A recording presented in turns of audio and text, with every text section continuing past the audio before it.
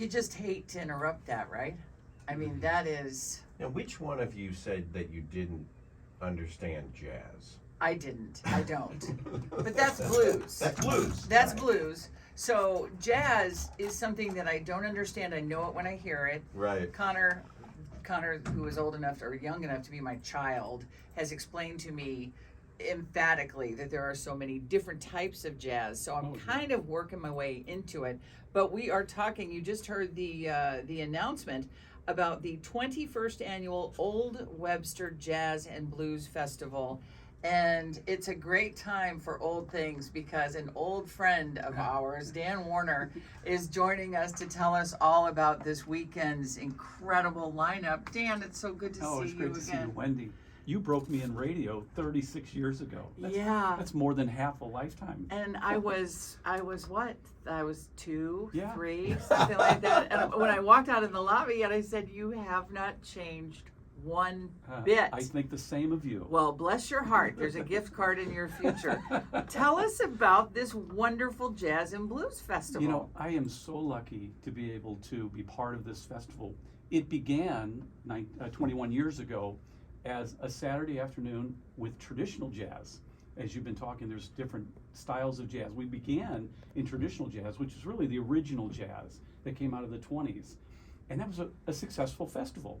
And then somewhere in that first year after that, I met Johnny Johnson. And for whatever reason, I said, "Johnny, would you ever want to play our jazz festival in Webster Groves?"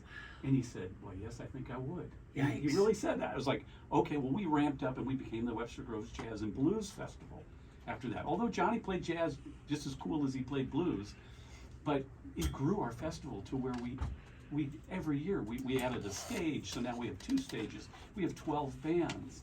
We have 4 food vendors, plus all the existing restaurants and shops that are in the area that are all open the day of the festival as well. So it's just really, it's kind of taken a life of its own.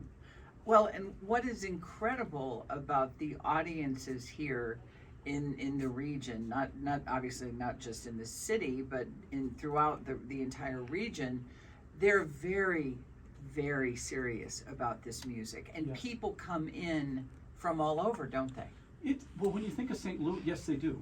But when you think of St. Louis, you think of it as part of one of the homes of the blues. There's other cities that have great blues as well, but it's part of our heritage. This music really does begin here in a lot of ways, and certainly thrives here in a lot of ways. And one of the things we make this festival is to feature local artists. We could bring in outside talent. There's a tremendous amount of that, but featuring our local stars is what makes it a different kind of festival.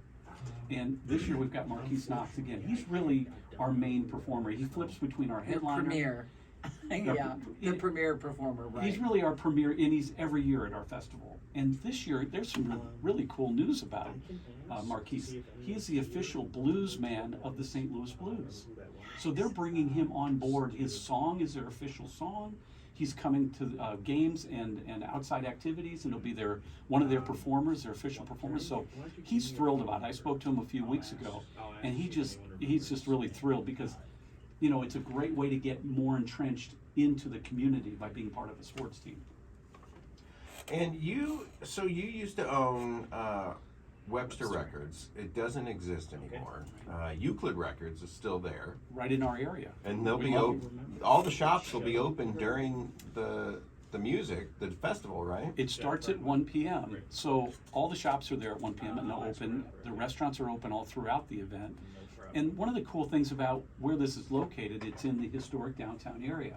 So it has that feel, the authenticity, the feel of a downtown. There, you know, it's asphalt and concrete.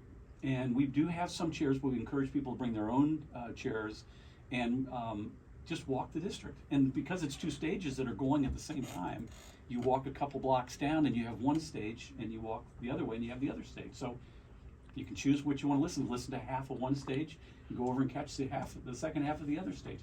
We have Walter Parks. He's a Webster Groves resident. He was a sideman for, I can't think of it. He's a sideman for a very famous artist for years. You'll know it when I look it up. Yeah, I hope so. And he's a Webster Groves resident. He has Lynn O'Brien with him, who's an amazing singer. And they're one of the acts that we have that I think will blow people away. We have Marquise Knox, as I said. We've got the Red and Black Brass Band. Are they great or what? They're our headliner this year. We have Bach to the Future. So, you know, and many other bands. We have some intermission bands. We have a DJ playing music in between acts. It's so fun. And you are, I mean, I know that you are in your element, and I'm sitting here thinking, remembering that when I met you, you had such sophisticated taste because we were so close to the same age. For a young man, you had really, really sophisticated taste. Where did that come from? Well, And parents who are listening who want to instill that love of music in their children, what would you recommend they do?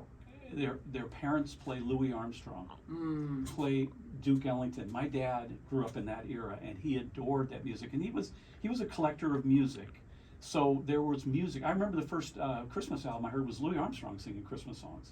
I was very young, you know, but it exposed me to a whole other type of music that I wouldn't have heard through my own peers. I remember when I was playing some of my music, and when I was a teenager, the group Yes, and he would yell up the stairs to me and say, "What are you playing that church music for?" Because Rick Wakeman the was big playing. one. Oh, sure, the keyboards, yeah. So we shared music in the house. Oh, But, that's you know, I funny. think parents can make a huge impression on their kids just subtly, just having it on. You don't even have to talk about it. Just having it on in it, and your kids will hear that, and then be curious, hopefully. And